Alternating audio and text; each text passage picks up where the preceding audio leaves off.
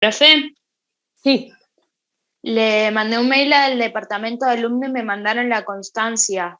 sí, me la Me dijeron mandaron. que... Ah, no hace falta entonces que te la mande. No, ya la conseguí. Lo que les voy a Ok. pedir, ayer recibí un montón de mails de los chicos que me pidieron certificados, yo ahora los voy a mencionar y necesito que me escriban por este chat, por el de acá de Zoom, el número de documento. Yo ahora les digo a quiénes, no sé si estarán todos, vamos a esperar hasta las 5, porque me fijé en la constancia y me piden el número de documento, que yo no se los pedí. Yo no sabía. La carrera la puedo sacar del SIU, pero el número de documento no me aparecía.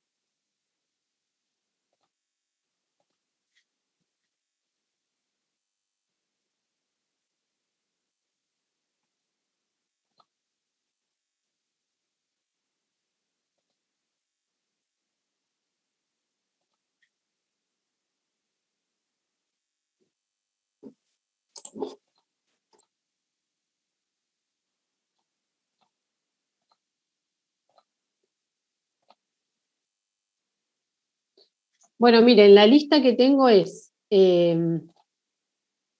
ver, esperen. Los que no me escribieron me ponen por acá el nombre, el apellido, el legajo, la carrera y el DNI, los que no me escribieron por mail. Y los que ya me escribieron por mail, que son Oriana Bello, creo que es el apellido, necesito el DNI de la carrera de petróleo. González José Emiliano, de la carrera eléctrica, necesito el DNI. Burgos Augusto, de petróleo. Morton María Laura, de petróleo. Portales Luis Fernando, de petróleo. Espósito Yara, de petróleo. Gil Paula, de petróleo. Diener Borges Marco Federico, de mecánica. Salas Damián, Huecamburu, Ailín Micaela, de petróleo. Izquierdo Mayra, de petróleo. Tomek Joel, de mecánica. Salazar Kevin, de eléctrica.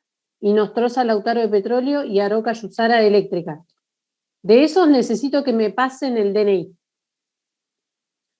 Perdón si mencioné algún apellido mal, pero bueno. No sé si hay alguien que no me mandó mail. Me pusieron por acá. Bueno, el que no me mandó mail, que me ponga por acá todo eso. Nombre, apellido, carrera, legajo y DNI, que es lo que yo necesito para completar el papelito. El papelito se los voy a hacer directamente el día después del parcial, ¿no? Así que se los entregaré el lunes, supongo. O el domingo, si puedo.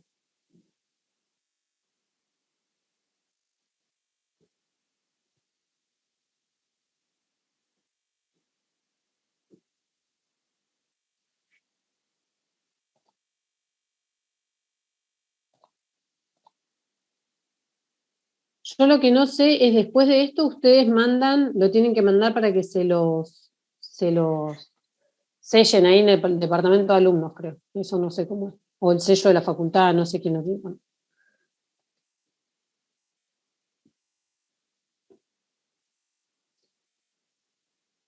Bueno, eso con respecto al certificado.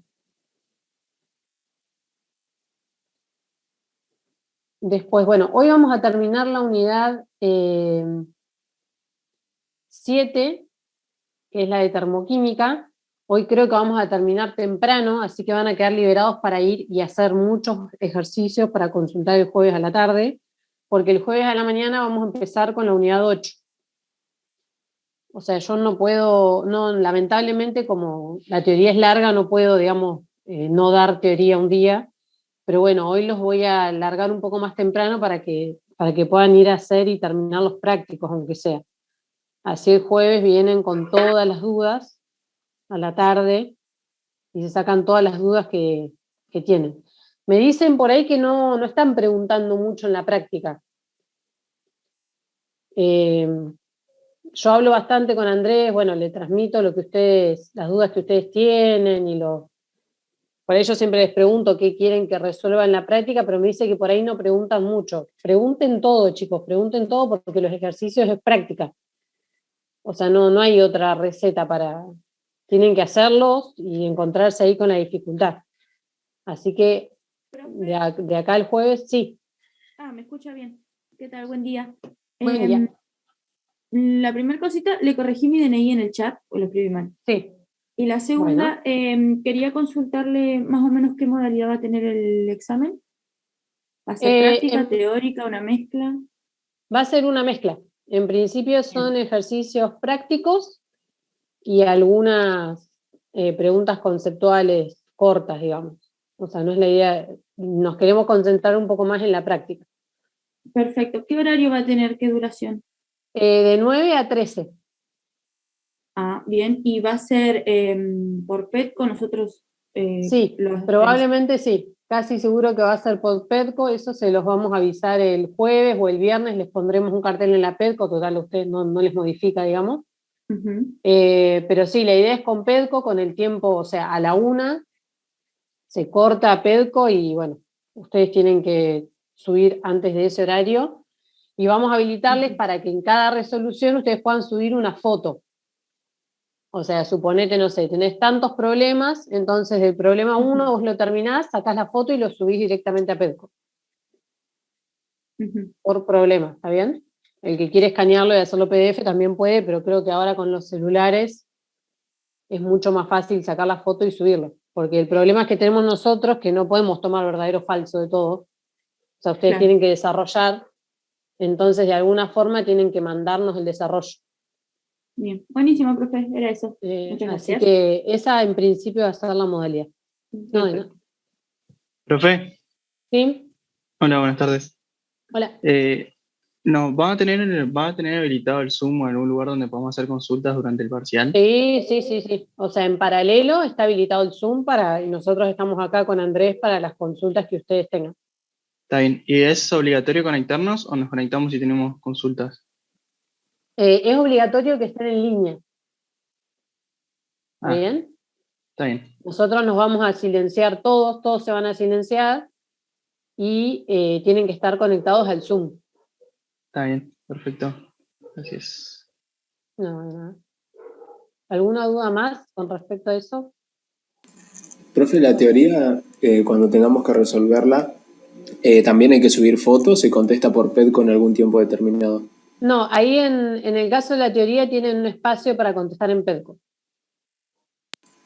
Perfecto. ¿Y tiene un horario? No, o sea, el horario es de 9 a 13 y ustedes le dedican el tiempo al problema que quieran. Buenísimo, gracias, profe. No les pusimos horario porque no nos adherimos al paro. Profe, una consulta, ¿va a ser de navegación libre el parcial? ¿De qué? De navegación libre, si se puede, si un ejercicio, por ejemplo, no te sale, adelantar y después volver para atrás. Sí. Y tablas o ResProp y eso No, todo lo que necesiten va a estar en el parcial. No van a tener que entrar ni en ResProp ni nada. De hecho, al final de cada problema hay un montón de fórmulas que ustedes sabrán cómo se usan, pero está Okay. todo está en la hoja del parcial, digamos. Si llega a faltar algo, se los diremos por Zoom. Pero bueno, creemos que no va a faltar nada. Está bien, buenísimo. Gracias. ¿Está bien? No. ¿Alguna duda más? Si no, arrancamos directamente con la teoría.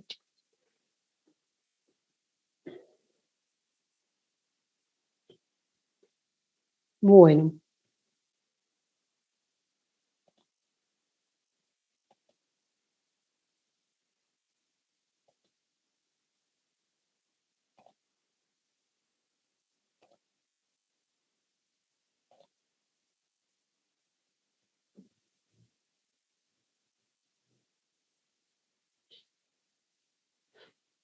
Un poquitito. Bueno, quiero repasar algunas cosas que me preguntaron ayer para que no perdamos el hilo de qué es lo que estamos buscando. ¿Está bien? En esta unidad. Nosotros en esta unidad dijimos que íbamos a estudiar las reacciones químicas y que nos interesaba en particular calcular dos cosas. Una era el calor que liberaba esa reacción, ya sea una reacción de oxidación, de combustión, de lo que sea. Nos interesa calcular el calor. Y si el reactor que estoy analizando es adiabático, entonces nos va a interesar calcular la temperatura final a la que salen los productos. ¿Está bien? Y nosotros hasta el momento, bueno, vimos que íbamos a usar estos dos tipos de reactores, como ya les repetí ayer, en donde el calor de reacción me dependía únicamente de la variación de entalpía. Y como la variación de entalpía es una función de estado, en este caso el calor de reacción es independiente del camino seguido por la reacción. ¿Por qué? Porque únicamente depende del estado final e inicial. Eso habíamos obtenido aplicando primer principio de la termodinámica a estos dos tipos de reactores. Si bien en la realidad hay veces que hay un agitador de paletas, por ejemplo, para homogeneizar la composición, nosotros en nuestro caso no lo íbamos a considerar, solamente consideramos el de expansión-compresión acá, no consideramos el trabajo técnico, y entonces el calor nos quedaba igual a la variación de entalpía. ¿Está bien? Y después habíamos visto cómo calcular ese calor, pero lo habíamos visto para ciertas condiciones especiales que eran las condiciones estándar. Nosotros solamente sabemos hasta el momento calcular un calor a 25 grados centígrados y un bar de presión. Y ese calor nosotros habíamos visto que lo podíamos calcular si conocíamos la variación de entalpía. ¿Qué es esta variación de entalpía? Y la diferencia entre la entalpía de los productos menos la de los reactivos. Entonces, cuando nos metimos a analizar cómo calcular la variación de entalpía, llegamos finalmente a que esa entalpía que es esta que vemos acá de un compuesto dado, me dependía, si yo la despejaba, me dependía de una entalpía de formación más la entalpía de ciertos elementos estables. Y habíamos determinado por estado de referencia que la entalpía de esos elementos estables a 298 iba a ser 0. ¿Y cuáles eran esos elementos estables? Estos que están acá. Son cuando tenemos hidrógeno molecular, digamos hidrógeno 2, oxígeno 2, nitrógeno 2, etc.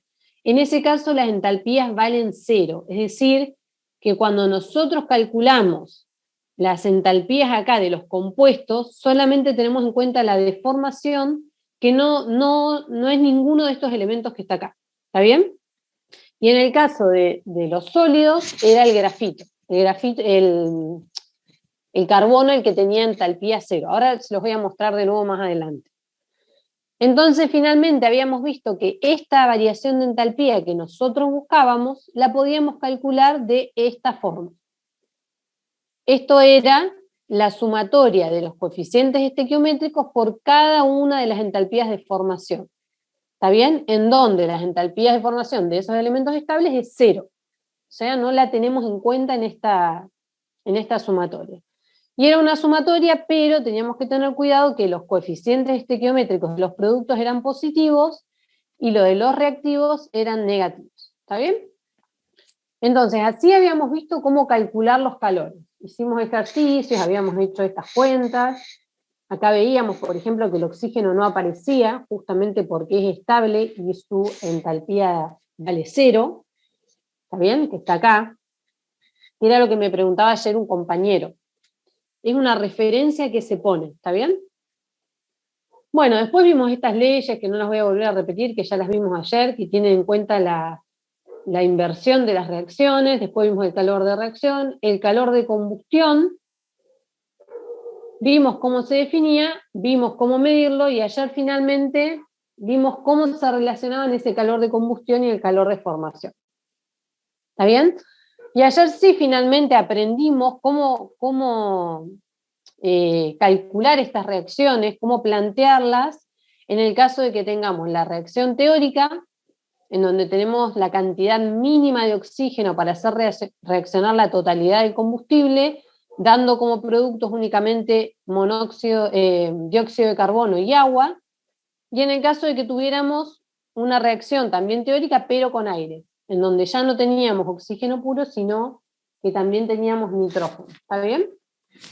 En donde el nitrógeno, que consideramos inerte, salía, todo lo que entraba en los reactivos salía tal cual sin reaccionar en los productos. Y teníamos que tener en cuenta esta relación. ¿Está bien? Si yo tengo tantos moles de oxígeno, nosotros sabemos que 1 kilomol o 1 mol de oxígeno va a haber en 4,76 moles o kilomoles de aire. Esto era importante porque si a mí me daban una cantidad de oxígeno y me preguntaban cuánto aire necesito, tengo que hacer una reglita de 3 simple. ¿Por qué? Porque el aire tiene en cuenta la presencia de nitrógeno. ¿Está bien? Entonces no es 1 a 1 el oxígeno con el aire, sino que hay que hacer esta relación.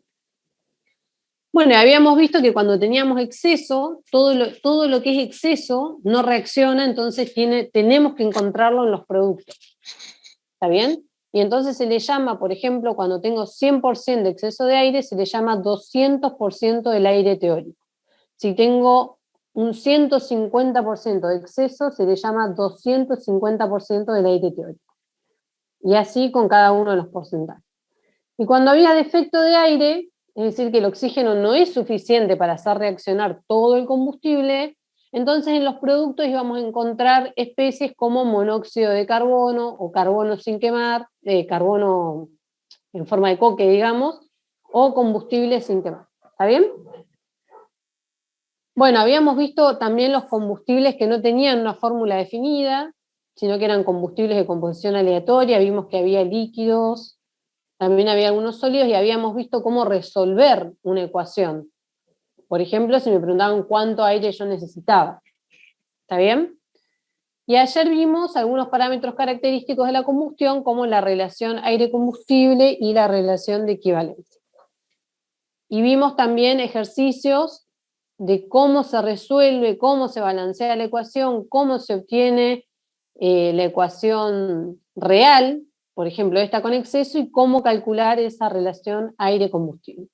Pero todo esto seguía siendo a una temperatura y a una presión estándar, es decir, en las condiciones de 25 grados centígrados y 1 bar. Bueno, después vimos el poder calorífico del combustible, que tenía una definición distinta al calor si bien es un calor liberado, es una definición distinta a la del calor de combustión. Vimos que había un poder calorífico superior y uno inferior, vimos cuál era su diferencia y vimos un ejemplo bastante sencillo de cómo calcular. Bueno, pasamos por los analizadores de gases, que es lo que en general nos dan los enunciados para mostrarnos la composición de los productos de reacción, por ejemplo, para determinar en este problema cuál es el hidrocarburo, un hidrocarburo desconocido, y poder calcular, por ejemplo, la ecuación química real, la relación aire-combustible y el porcentaje de aire en exceso. Y nos habíamos quedado acá. O sea, ahora hacemos más complejo el problema y decimos, ¿qué pasa si la reacción ocurre a temperaturas distintas de 298? Hasta acá, antes de que empecemos con esto, ¿les quedó alguna duda de lo que vimos hasta el momento?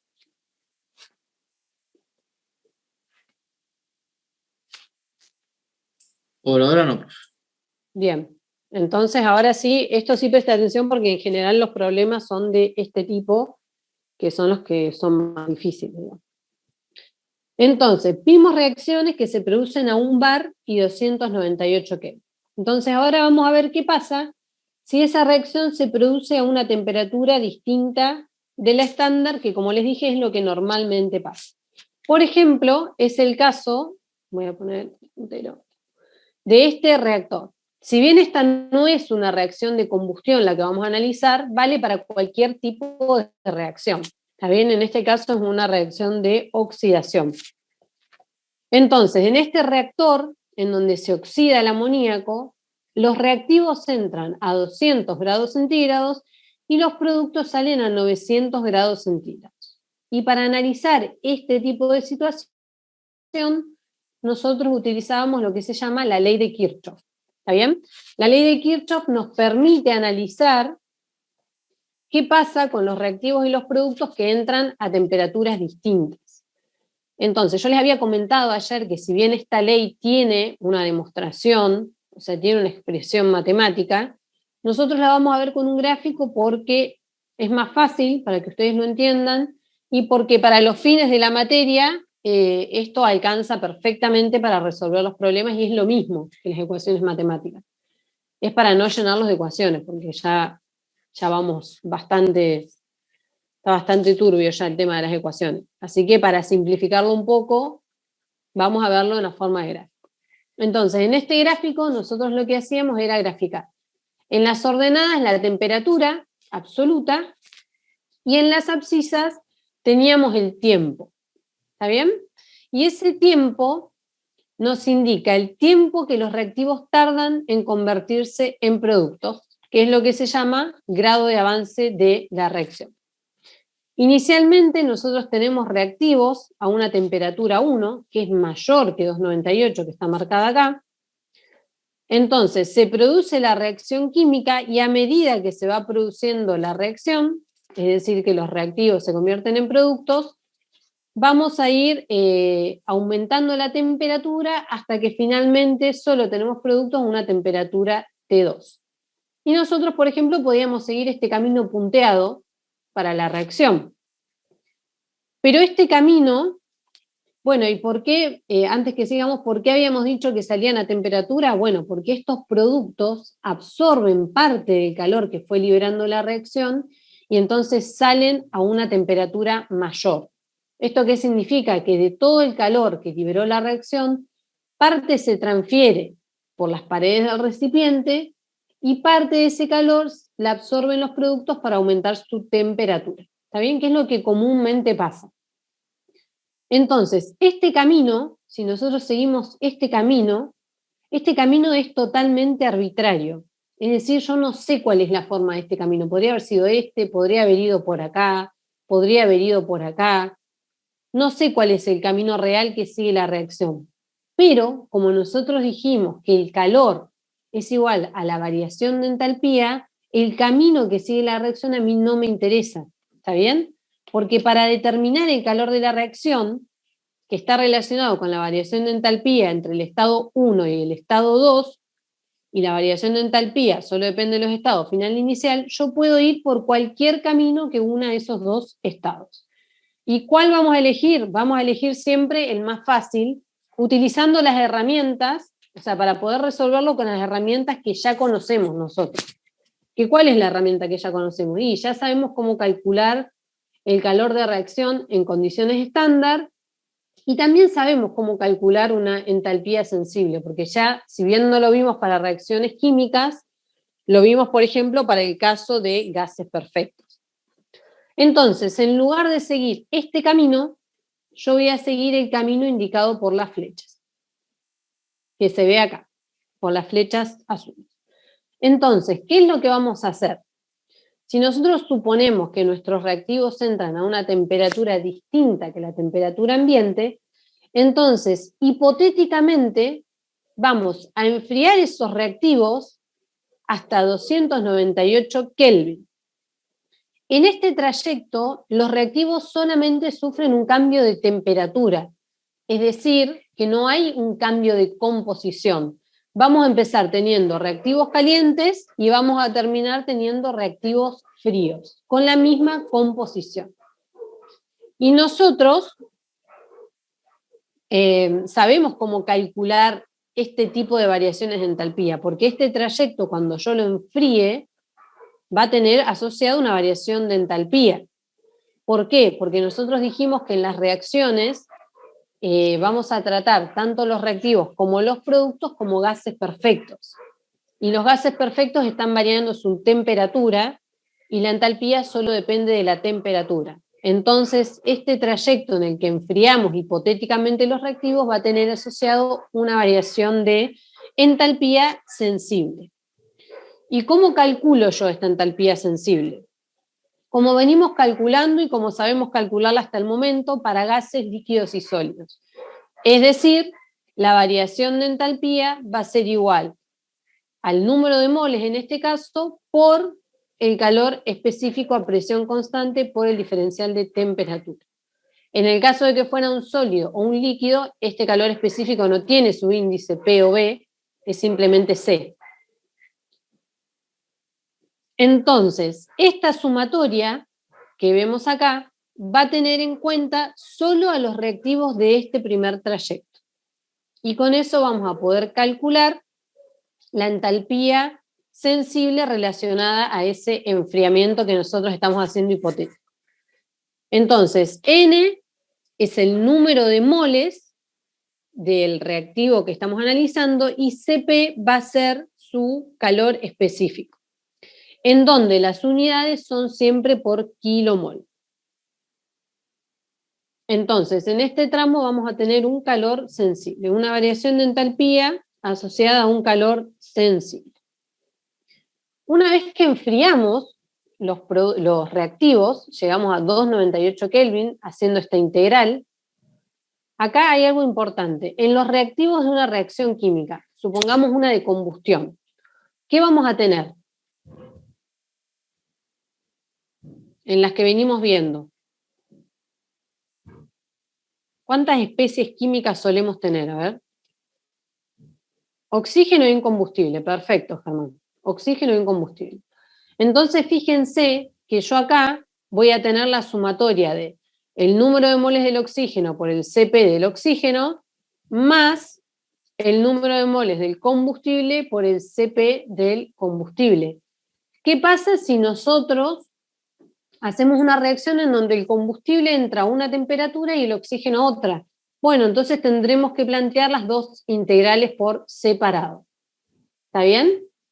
Si los dos entran a la misma temperatura T1, entonces acá sí puedo sacar factor común, digamos, y hacer una sola integral. Pero si entran a distinta temperatura, tendré que plantear una integral para uno y una integral para otro. Esto no recuerdo si tienen algún problema en la guía, pero no, por las dudas, si les surge el inconveniente. Entonces, una vez que tenemos los reactivos a 298 Kelvin, dejo reaccionar a esta temperatura, a la temperatura ambiente. Y en este segundo trayecto sí hay un cambio de composición, porque justamente los reactivos se están transformando a productos a temperatura constante.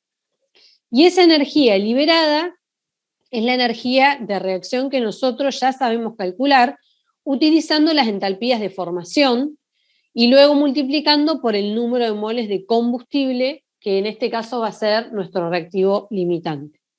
¿Está bien? Y acá es donde ayer el compañero me preguntaba, nosotros decimos que la entalpía asociada a los elementos estables, que eran oxígeno 2, hidrógeno 2, nitrógeno 2 y carbono sólido, es 0. En este caso es 0. ¿Está bien? Entonces, al final de esta reacción, ¿qué es lo que voy a tener? Voy a tener todos productos a 298 Kelvin. Entonces, una vez que tengo los productos, lo que voy a hacer es calentarlos hasta la temperatura a la que salen, que es la que me dijeron que era, por ejemplo, en el reactor ese, en la oxidación del amoníaco, 900 grados centígrados. Y en este tramo, que está asociado a la entalpía 2, tampoco voy a tener cambio de composición, al igual que en este trayecto. Lo único que voy a hacer es calentar los productos. Entonces, también hay asociado un calor sensible porque lo único que hacemos es calentar. ¿Y cómo lo vamos a calcular? Bueno, lo vamos a calcular igual que el trayecto 1, solo que ahora la temperatura final es la temperatura 2 y la temperatura inicial es la de 298. Y entonces acá va a estar la íntegra. Esta era el calor de reacción asociado a este trayecto. ¿Está bien? Que ya vi.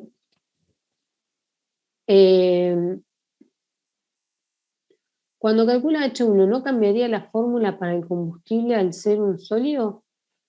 ¿En qué sentido la fórmula al ser un líquido? ¿Lo del CP, me preguntás, Germán? Que se le agregaba un término. No, la entalpía nosotros la vimos como... No, en el caso del sólido vamos a tener la forma que tiene el CP también, que va a ser dependiente de la temperatura. Acordate que en este caso, no sé bien a qué te referís, pero era como la variación de entalpía del agua en el calorímetro, la calculábamos como, o la variación de energía interna se ve por el delta T.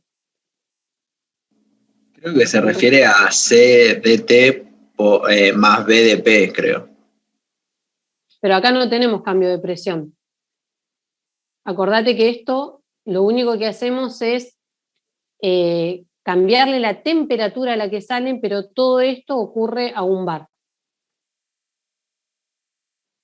¿Se entiende? Pero es una pregunta más con respecto a eso. En delta de H1, viste que tenemos al aire como reactivo también, que reacciona con el combustible. Sí. Ya no lo podemos considerar como un gas perfecto, porque, o sí, por el tema del CP, porque si el CP varía con la temperatura, gas ideal. Gas ideal, perdón. Sí, lo podemos calcular, porque nosotros, ¿te acordás que lo que dijimos fue lo siguiente? Nosotros dijimos que un gas ideal, en el gas ideal el CP depende únicamente de la temperatura, pero eso no significa que el CP no pueda variar. Y en el caso del gas perfecto, ¿te acordás que habíamos hecho esa sutil diferencia que en realidad se usa indistintamente? El gas perfecto era el que en realidad uno podía tomar el CP constante. Pero la definición de gas ideal te dice que el CP, una de las cosas, es que el CP únicamente depende de la temperatura, pero eso no significa que ese CP no pueda variar en el rango de temperatura. ¿Se entiende? Sí. O sea, ahora vamos a ver cuál es la forma de ese CP. Ya no va a ser un CP medio, porque nosotros capaz que estamos pasando de, no sé, de 1000 Kelvin a temperatura ambiente. Nosotros en los problemas anteriores trabajábamos con muy poca variación de temperatura, y entonces no era grande el error si consideramos un CP constante. ¿Está bien? Sí, está bien, ahí está. ¿Lo vamos a ver cómo es la forma de ese CP ahora? ¿O? Sí, la vamos a ver. Ahora la vamos a ver. Y vas a querer que sea constante, pero no. Bueno, entonces, ¿cómo vamos a calcular finalmente el calor involucrado en esa reacción, ya sea endo o exo? Ya sabemos que si de combustión va a ser exotérmica, pero se los digo en forma general, lo que vamos a tener que hacer es sumar las entalpías de cada uno de esos trayectos. ¿Está bien? Delta H1, el delta H de reacción y el delta H2, que es lo que está acá arriba. Entonces, la suma de esas tres variaciones de entalpía nos va a dar el calor involucrado de la reacción real.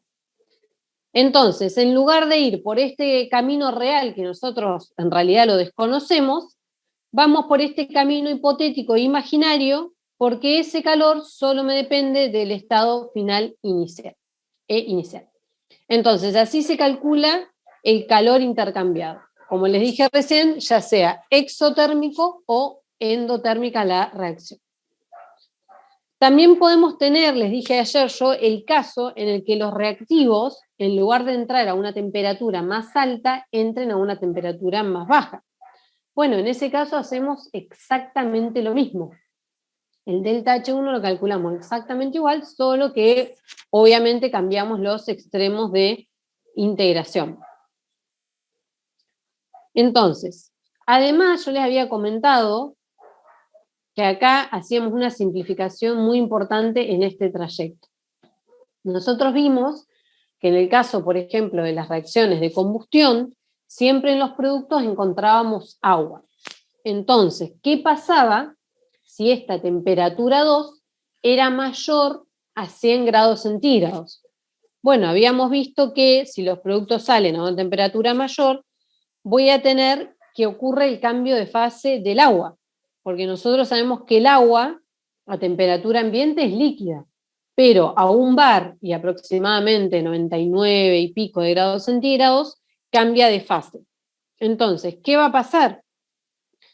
Vamos a tener que en realidad en este trayecto que nosotros lo asociamos únicamente a un calor sensible, vamos a tener en realidad la presencia de un calor latente, que es por el cambio de fase del agua. Es decir, que yo estrictamente le tendría que sumar en este trayecto, además de hacer la integral, tendría que sumarle el calor latente de vaporización del agua.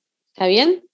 Entonces, para no hacer eso, yo acá les puse que de 298 a 100, se los puse en temperatura absoluta, pero a 100 tenemos agua líquida y de 100 a una temperatura mayor a 100 grados tenemos vapor de agua.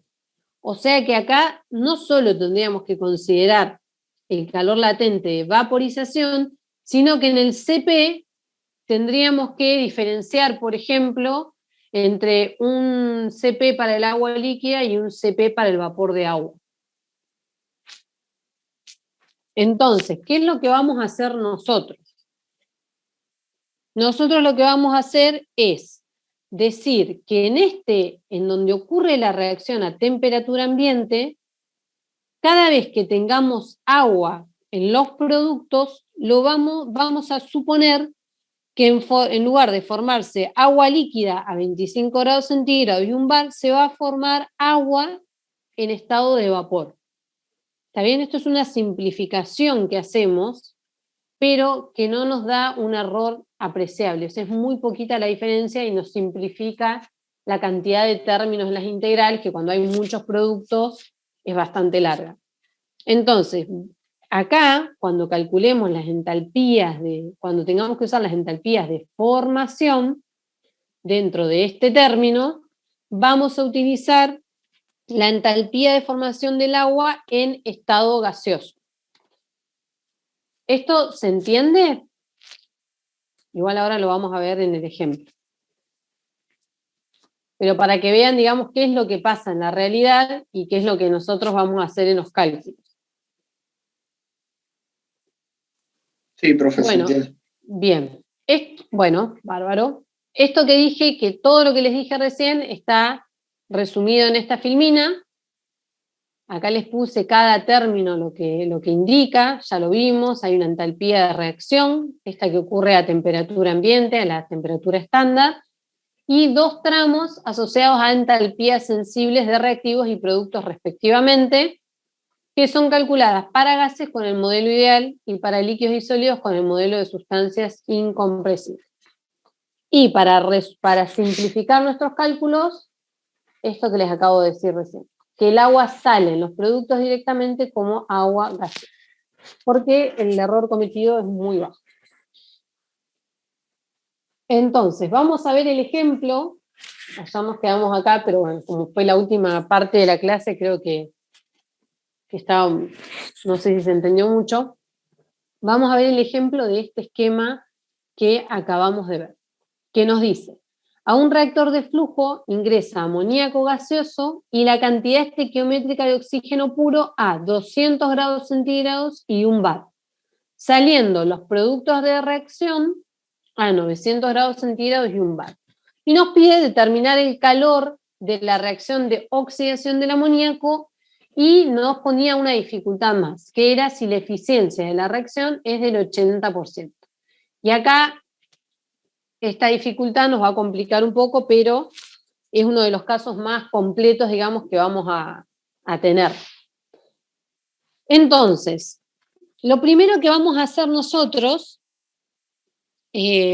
bueno, primero interpretar esta eficiencia. ¿Qué significa si nos dice que la eficiencia es del 80%? O sea, no es del 100%. ¿Ustedes con qué lo relacionan? Si estamos oxidando, por ejemplo, en este caso. Que no se quema todo, por ejemplo. claro, que tiene un grado de ineficiencia, digamos, esa oxidación. Es decir, que de ese kilomol de amoníaco solo me va a reaccionar el 80%, a pesar de que tengo el aire estequiométrico, porque ya habíamos visto que por más de que yo tuviera la cantidad de aire estequiométrico, podía pasar, por ejemplo, que por los diseños de cámara o lo que sea, el combustible no quemara completamente.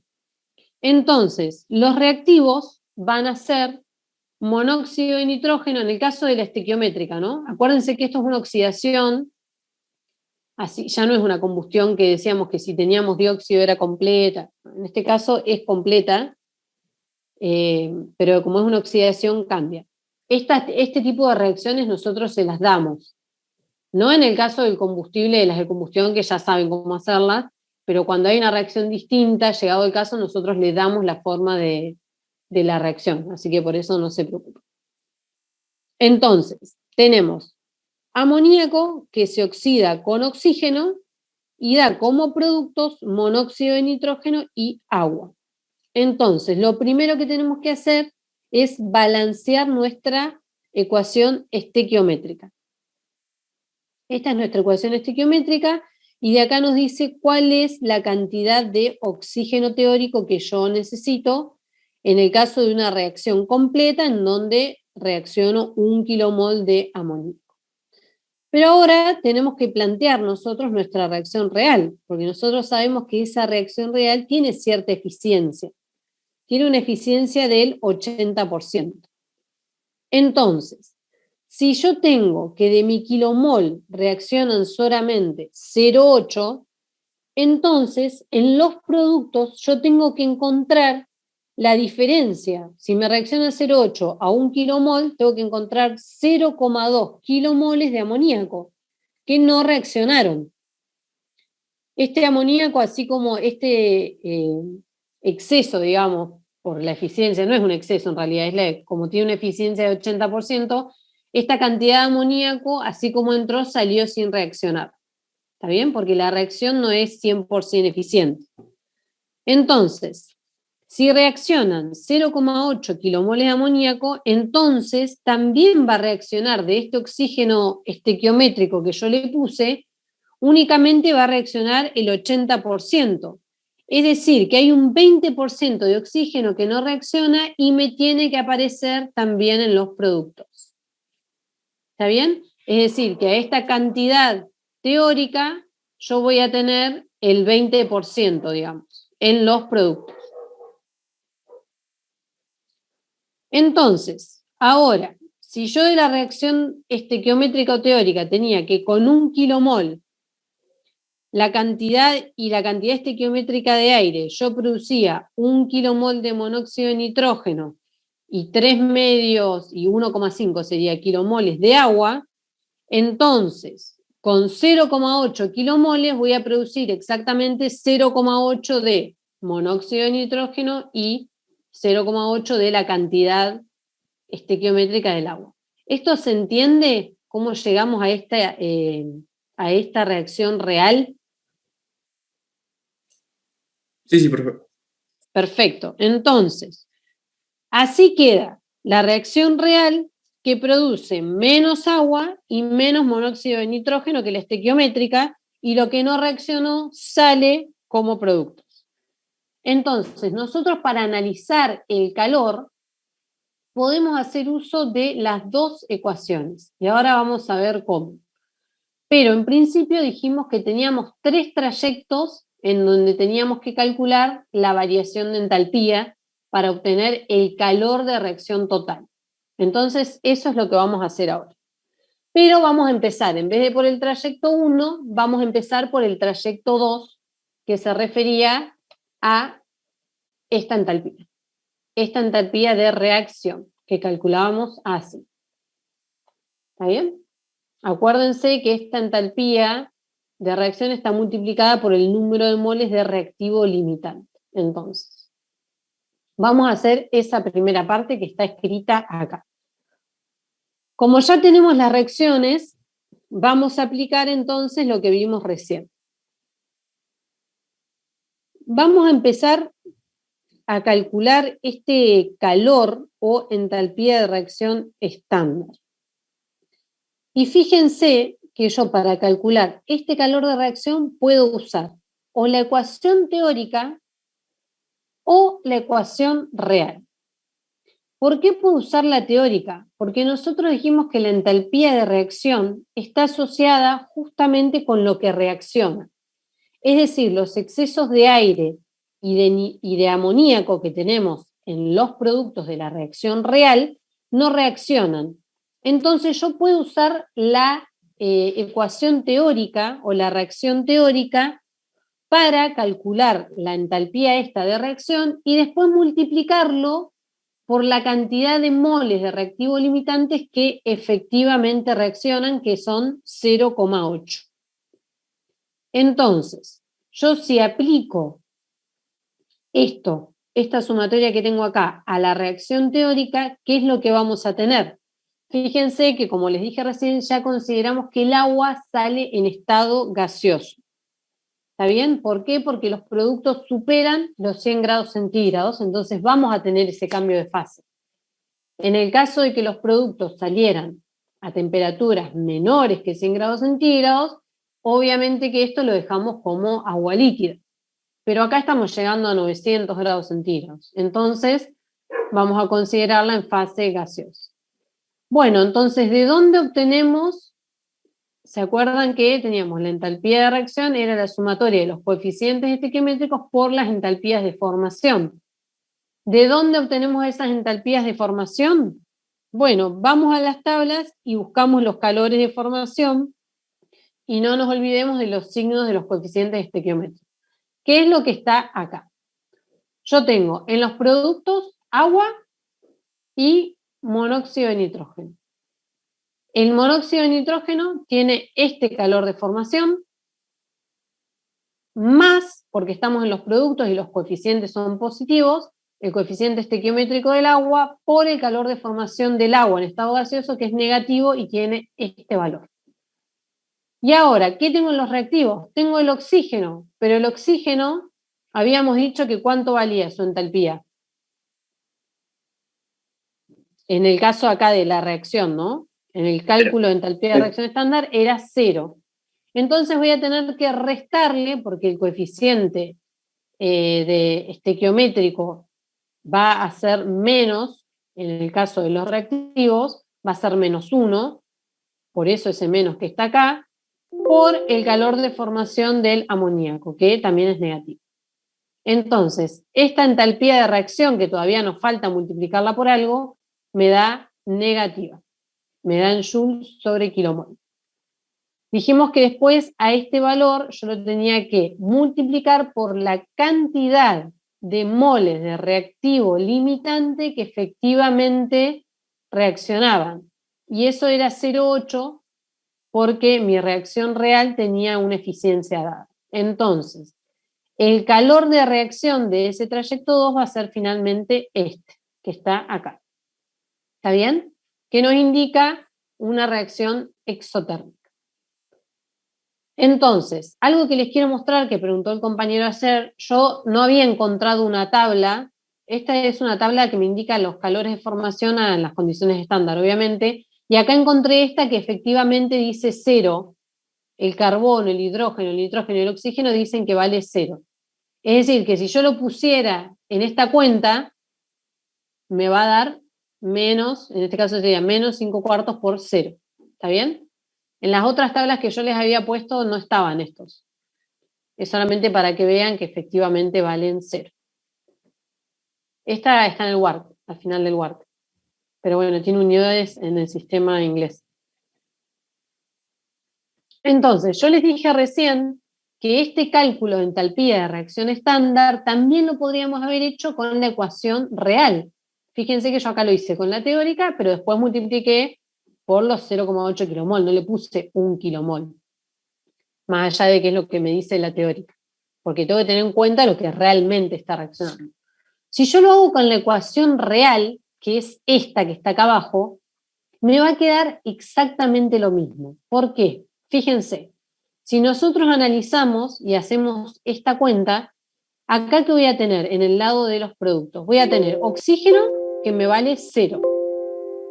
Voy a tener amoníaco, que en este caso no lo tenía, pero voy a tener 0,2 kilomol del amoníaco y voy a tener ahora esta cantidad de agua y esta cantidad de monóxido de nitrógeno, que es lo mismo que está acá, nada más que multiplicado por 0,8.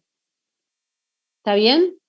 Es decir, que yo puedo hacer esta ecuación con la reacción real, pero ahora, en este caso, no voy a tener que multiplicar por 0,8, porque ya lo consideré acá dentro de la reacción. ¿Se entiende? Esa es la única diferencia que hay con esto y con esto, pero les va a dar exactamente lo mismo, porque esto después lo voy a asociar con este calor de formación, que es igual, porque también hay amoníaco, y me va a quedar que 1 menos 0,2 es 0,8, que es lo mismo que si hubiera multiplicado por fuera. O sea que es lo mismo, que es lo que les puse acá. Por simplicidad, la entalpía de reacción específica se calcula con la reacción estequiométrica y luego se multiplica por el número de moles reales de reactivo limitante para considerar la eficiencia.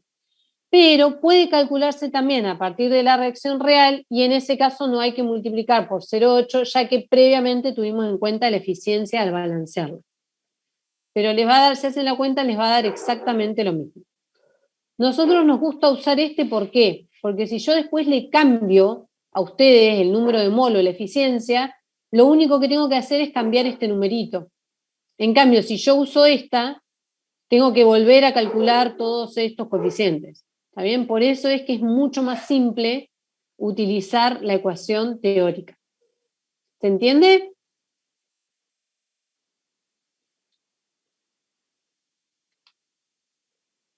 Bueno, seguimos entonces un poquito más. Entonces, ahora ya tenemos el trayecto 2 que se refería a la entalpía de reacción. Veamos ahora cómo calcular las entalpías sensibles de esos tramos en donde enfriábamos los reactivos y calentábamos los productos. Y acá sí o sí hay que utilizar la reacción real, porque ahora yo estoy calentando los productos de temperatura ambiente hasta 900 Kelvin. Y si yo uso la teórica, hay productos que no me van a aparecer directamente. Entonces acá sí o sí tengo que usar la reacción real, que es lo que les puse acá en rojo, para que no se confundan. ¿Está bien? ¿Por qué? Porque si yo no pongo estos productos que tengo, estos productos son justamente los que absorben ese calor. Y si a mí me faltan, no estoy haciendo bien las cosas. Tengo que poner la reacción real tal y como sucede. Entonces, la entalpía del trayecto 1 estaba relacionada con enfriar los reactivos desde la temperatura a la que entran hasta temperatura ambiente. Es decir, desde 4,73, siempre en valores absolutos, hasta 2,98. Y habíamos dicho que la íbamos a calcular, las entalpías sensibles, con la integral, esta que vemos acá. Desde la temperatura, la final sería el ambiente y la inicial sería desde donde. Entonces, esto es la suma de todos los CP de los reactivos por el número de moles de cada uno. Y algo muy útil para resolver este tipo de problemas es hacer estas tablas que ven acá, que ahora vamos a ver cómo armarlas. En esta tabla, ¿qué listamos? Vamos a listar todos los reactivos que tenemos, en este caso son 2, y vamos a listar todos los productos de nuestra reacción real, que en este caso son 4. Entonces, vamos también a poner la temperatura a la que entran y la temperatura a la que salen. En el caso de los reactivos entran a 4,73 y van a salir a 2,98, y en el caso de los productos entran a 2,98 y salen a 1.173. También vamos a poner el número de moles que tenemos en la reacción real. ¿Está bien? Que esto lo sacamos de la reacción porque acuérdense que estos coeficientes eran el número de moles del agua por 1 kilomol de combustible. Entonces van a coincidir acá y los podemos, y lo ponemos como número de moles. Entonces, después, ¿qué vamos a poner? El valor de los CP. y fíjense cómo son los CP de cada una de las especies. Fíjense, esto era lo que yo les decía. Como hay una variación de temperatura muy amplia, entonces ya no podemos utilizar el CP constante. Lo que tenemos que hacer es utilizar los CP para gases ideales, pero teniendo la fórmula, el polinomio de cómo varía ese CP con la temperatura, que son estos polinomios que ustedes ven acá. ¿Está bien? Entonces, ¿de dónde sacamos estos valores de CP? Bueno, de un apéndice que yo le subí a la PEDCO, que no sé si lo pudieron ver o no, es el apéndice B, que tiene todos los CPs de todas las especies que nosotros vamos a ver. Entonces, como necesitamos saber cómo varía, nos vamos a ir a la tabla. ¿Y cómo es el aspecto de esas tablas? Se ven así, de esta forma. Este es el apéndice que yo les subí. Fíjense, ¿qué nos da? La ecuación polinómica general para el CP, pero no es el CP exactamente. Lo que hace es darnos la ecuación polinómica del CP sobre la constante R. Es decir, que yo para obtener el CP debo multiplicar toda esta expresión por R. Porque esto lo ponen así para dar valores adimensionales, porque CP y R tienen las mismas unidades. Pero ¿qué R uso acá? ¿R particular o R universal? A ver si alguno me dice.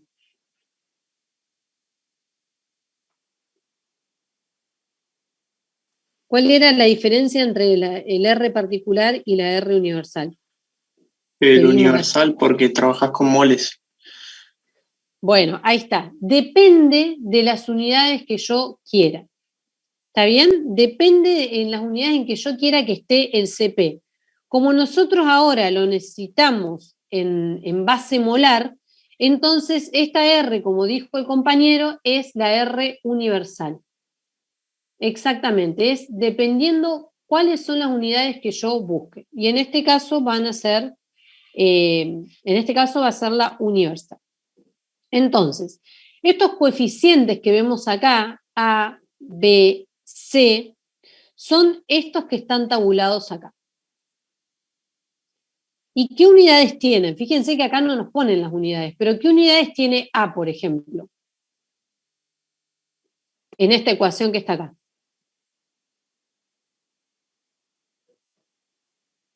Si yo tengo que esto es adimensional, CP sobre R es adimensional, entonces A es un coeficiente adimensional. B, ¿qué unidades tiene que tener si está multiplicado por T? 1 sobre Kelvin. Claro, 1 sobre Kelvin, ¿está bien? Lo mismo con C, va a tener 1 sobre Kelvin cuadrado y D va a tener Kelvin cuadrado, ¿está bien?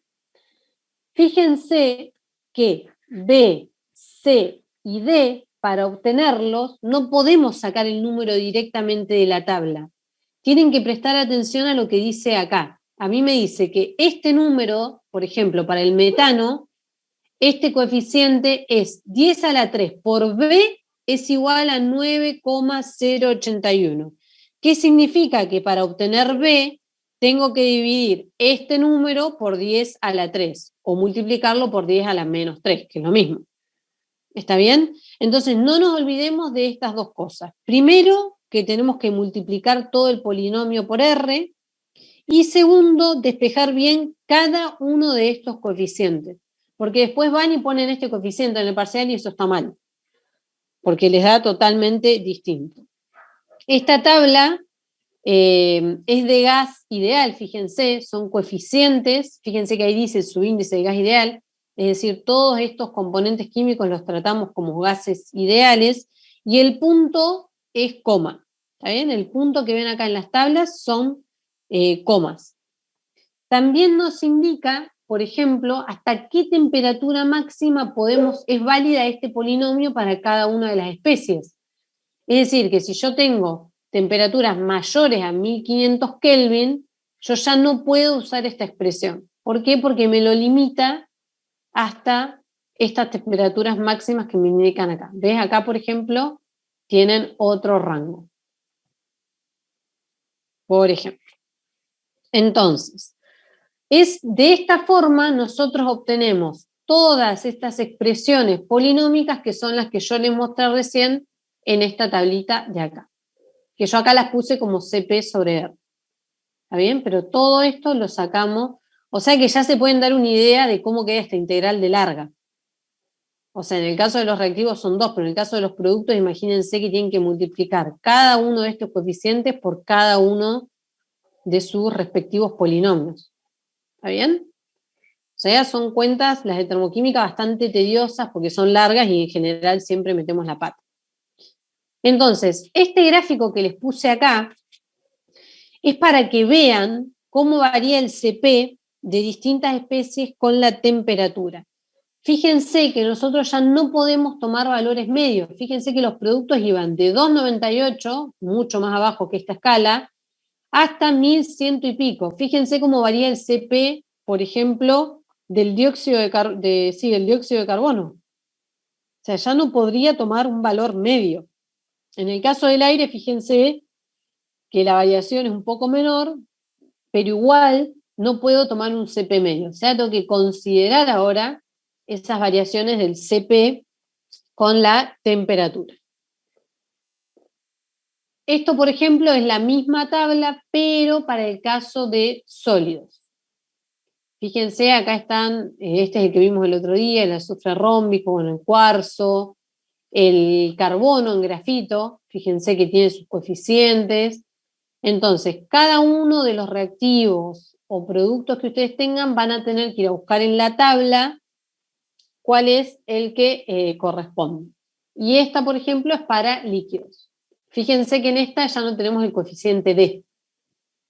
Esta es un poquito más corta, pero miren, el rango de temperatura también es mucho menor. Porque después probablemente o se evaporen o tengamos que usar las de gases perfectos. Es decir, que fíjense también que aunque sean sólidos y líquidos, también tenemos CP sobre R. Es decir, que también tenemos que multiplicar por la constante y también tenemos que tener cuidado cuando despejemos cada uno de esos coeficientes. Entonces, volvamos a la tablita.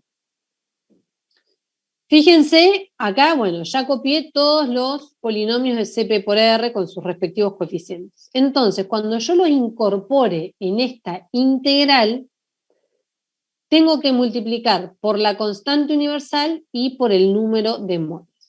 Por supuesto que si ustedes observan estas integrales, podemos hacer asociaciones. O sea, no tengo que hacer una integral por cada uno de estos polinomios. Lo que yo puedo hacer es asociar los coeficientes de cada una de las especies multiplicado por el número de moles para simplificar la integral. Por ejemplo, todos los coeficientes de A que no tienen la temperatura los puedo agrupar en un término, cada uno por su número de moles, ¿no? ¿Se entiende? Puedo agrupar todos estos, cada uno multiplicado por su número de moles e integrarlo entre, por ejemplo, en el caso de los productos, agrupo todos estos y los integro entre 1173 y 298. Después agrupo todos estos que están multiplicados por T, y entonces me queda la sumatoria de cada uno de estos multiplicado por el número de moles por T diferencial T. Entonces tengo que integrar un solo número, ¿se entiende?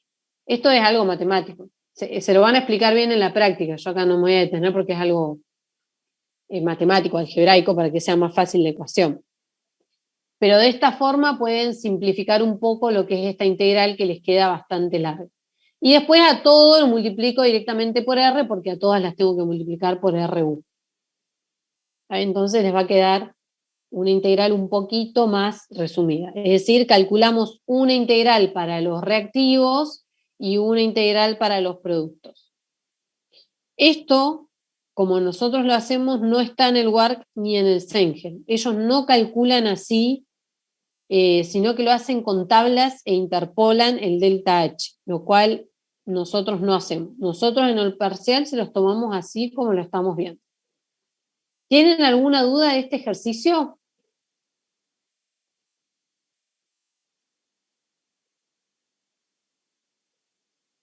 Yo no, pero me quedó una duda con respecto a las tablas. En la de gas ideal puede ser que el CP sea de 298 Kelvin hasta 1500, ¿no? ¿Cómo 298?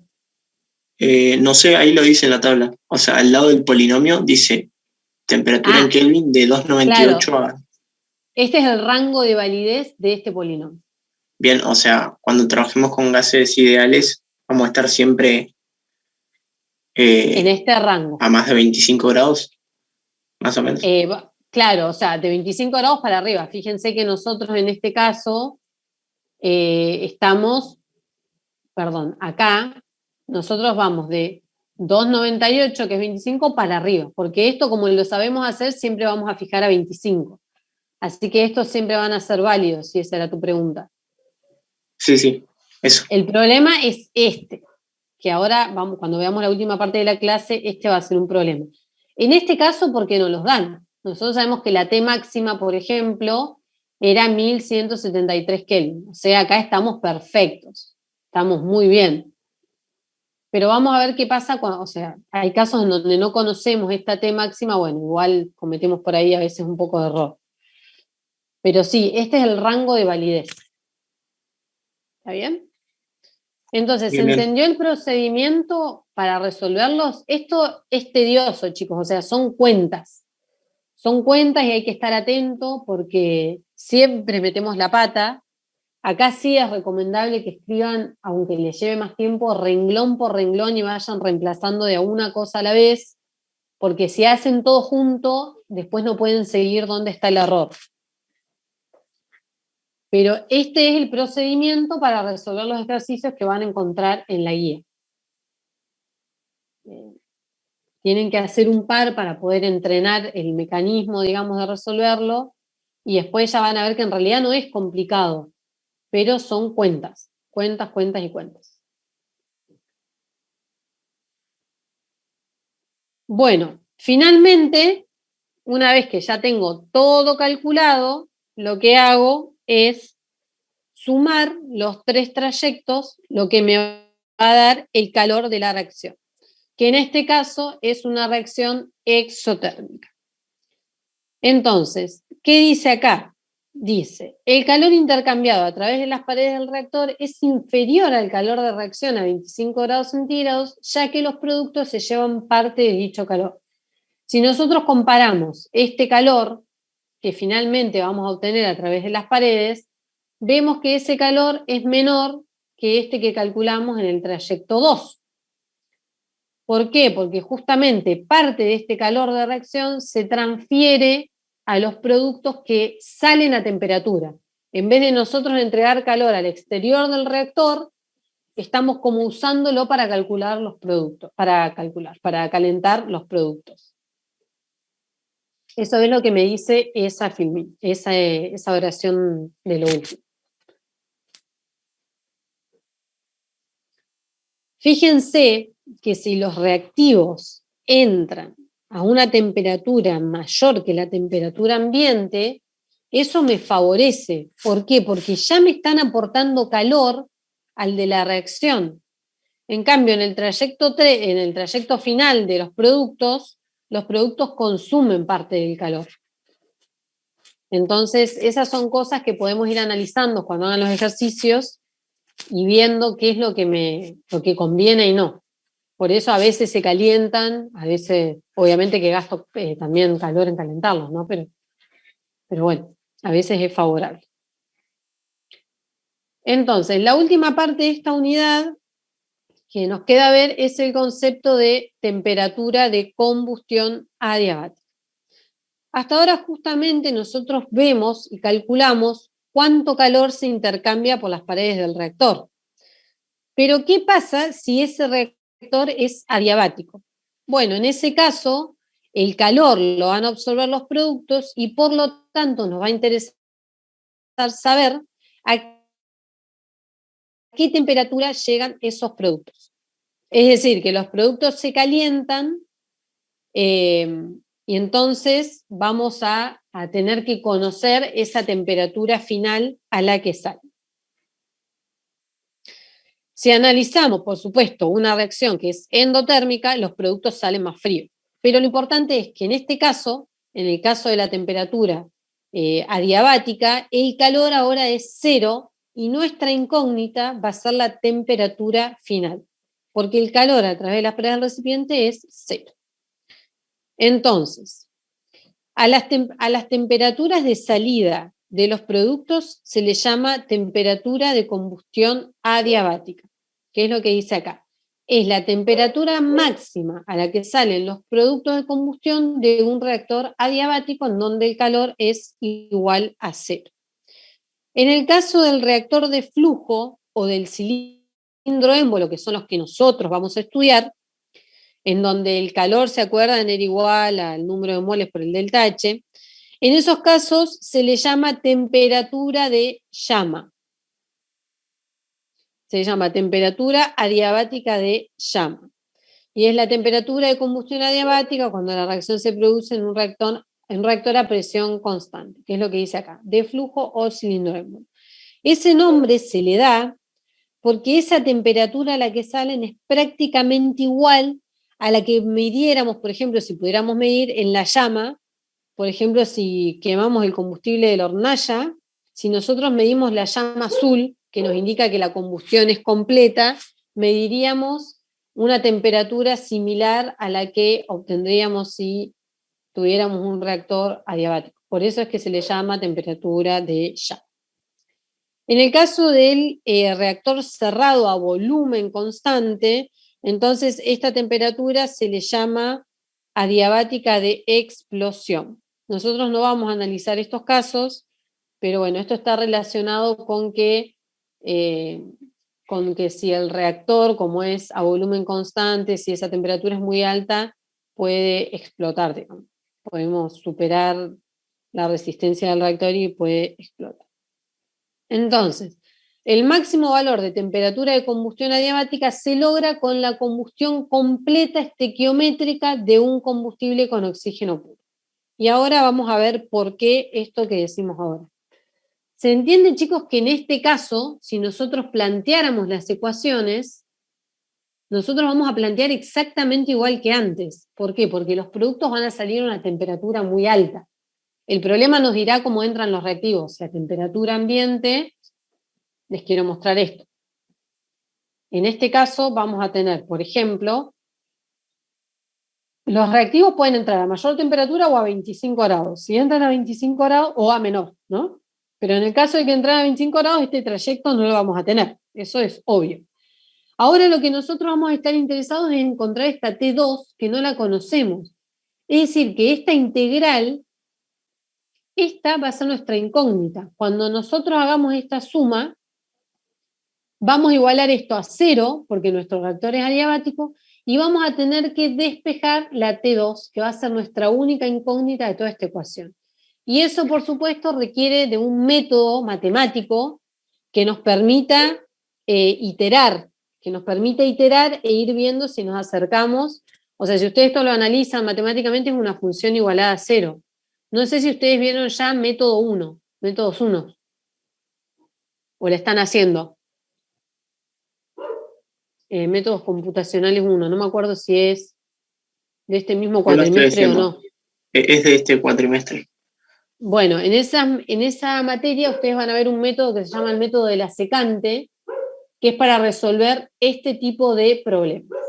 Y eso se los van a dar en la práctica. Les van a hacer un breve repaso de cómo resolver, porque esto sí que requiere ese método matemático para poder resolverlo. ¿Está bien? Pero no hay que perder de vista esto, que ahora nuestro calor es 0 y nuestra incógnita va a ser T2. Pero esto va a seguir siendo igual de válido. Vamos a calcular de igual manera en el caso de que tengamos ese tipo de problemas. Entonces, habíamos llegado a este gráfico. Este gráfico nos muestra la temperatura adiabática, pero en los dos tipos de reactores. A presión constante y a volumen constante, que es la curva roja. En las ordenadas tengo la temperatura máxima o la temperatura diabática y en las abscisas el porcentaje de aire teórico. Y este porcentaje de aire teórico, como les dije al principio, está relacionado con la cantidad de aire que se utiliza para que reaccionen los reactivos. ¿Cuál sería el porcentaje de aire estequiométrico? Que alguno me lo diga.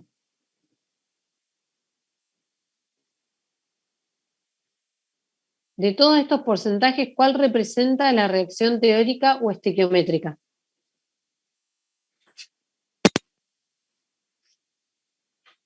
No importa si se equivocan, ¿eh?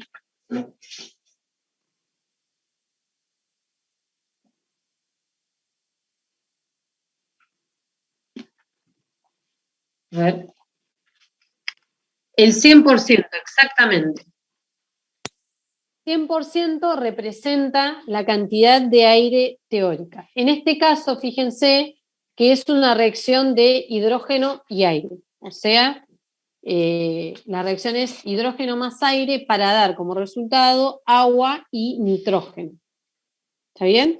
100% de aire teórico representa la cantidad estequiométrica. Es decir, la reacción va a ser hidrógeno 2 más, bueno, 1/2 de oxígeno más 3,76 de nitrógeno para dar agua y 1/2 por 3,76 de nitrógeno 2. No importa, no tiene sentido ahora escribir. Pero si yo escribiera la reacción, voy a tener que la cantidad teórica de moles me da 0,5 para que reaccione totalmente 1 kilomol de hidrógeno. Entonces, los valores en las abscisas mayores al 100% del aire teórico representan excesos de aire u oxígeno. ¿Y esto qué significa? Que si yo tengo aire en exceso en los productos, además del agua y el nitrógeno, voy a tener oxígeno.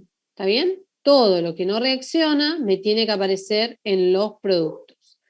Por ejemplo, un 20% de exceso, si hacen memoria de la filmina que acabamos de ver, se leería acá como un 120% de aire teórico.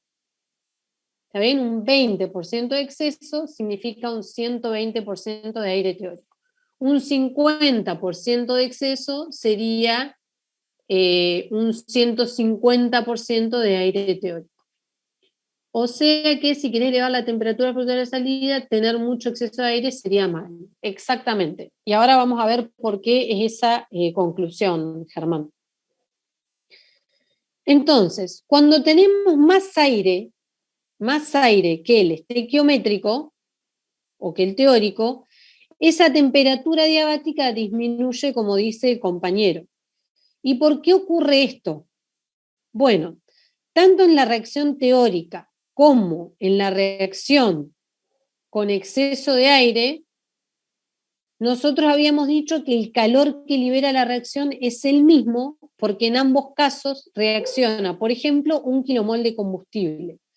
Sin embargo, a pesar de que el calor es el mismo, vemos que la temperatura que alcanzan los productos, en el caso de la teórica, y en el caso de un exceso, por ejemplo, de 150, es menor, en el caso de que estamos analizando la temperatura de combustión adiabática.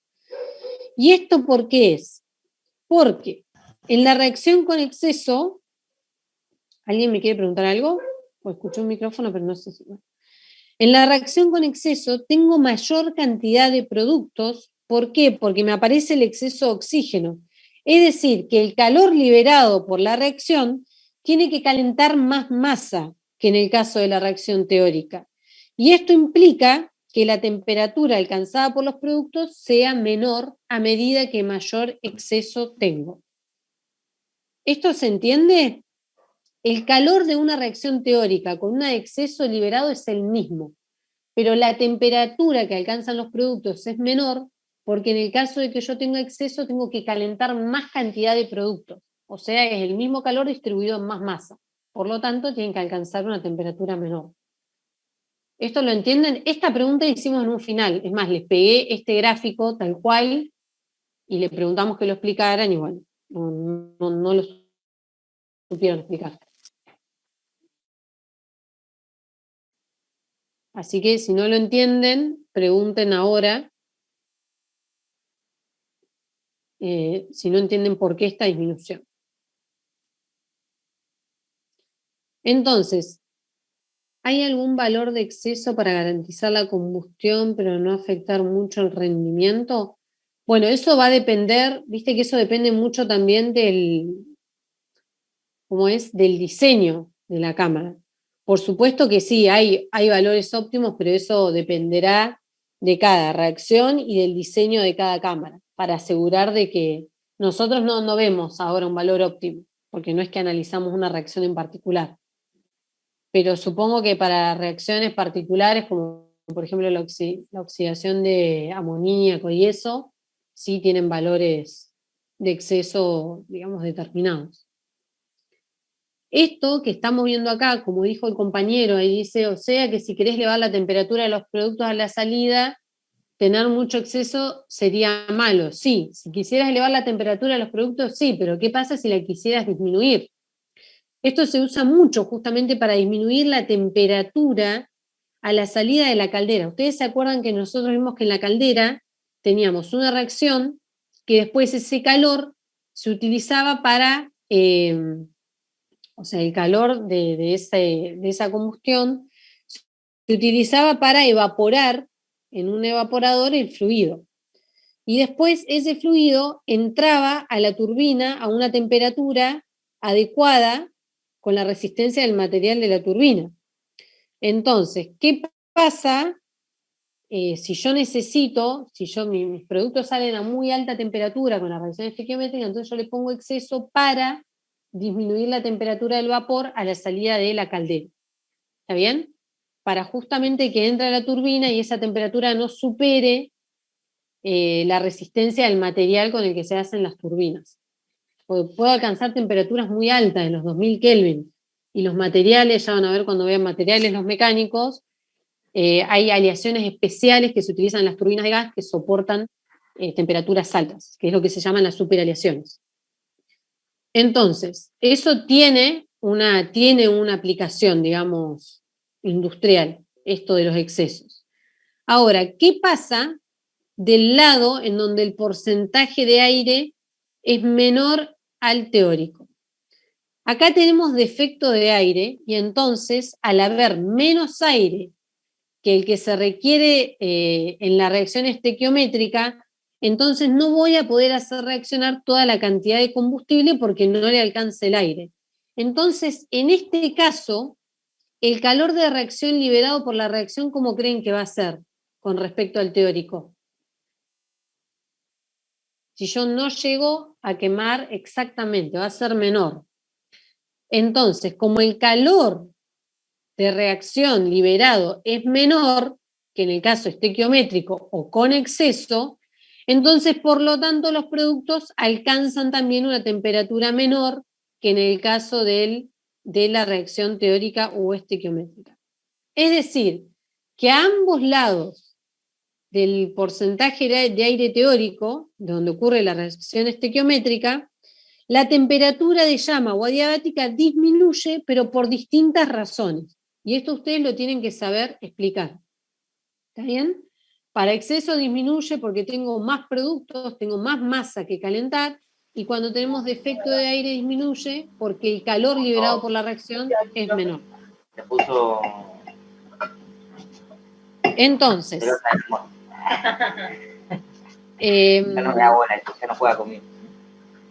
la diferencia de temperatura entre la curva roja y la curva azul se debe a que en la curva... Ay, no sé, alguien tiene prendido el micrófono y me está como saturando un poco el... Ahí está. Bueno, entonces, ahora vamos a ver por qué la diferencia entre la curva roja, que dijimos que es un reactor a volumen constante, y la curva azul.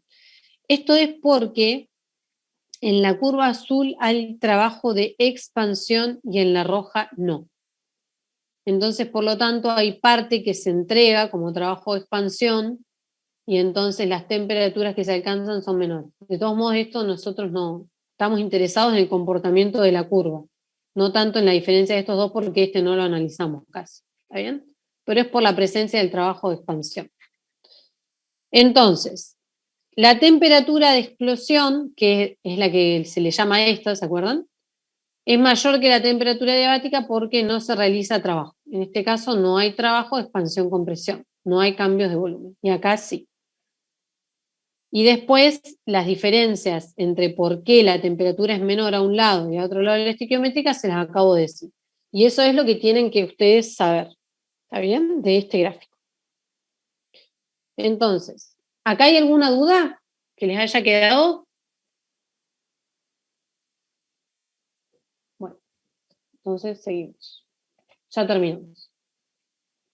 Esta, por ejemplo, son las curvas, pero para distintos combustibles que reaccionan con aire. En este caso, el phi igual a 1, phi igual a 1 significa la reacción estequiométrica. ¿Se acuerdan que esto era la relación de equivalencia? Bueno, en este caso, phi igual a 1 es la reacción estequiométrica. Se observa exactamente el mismo comportamiento, por supuesto con algunas diferencias en la curvatura, pero es el mismo comportamiento que antes. Fíjense que la curva verde y roja es la misma reacción, pero una con oxígeno y la otra con aire.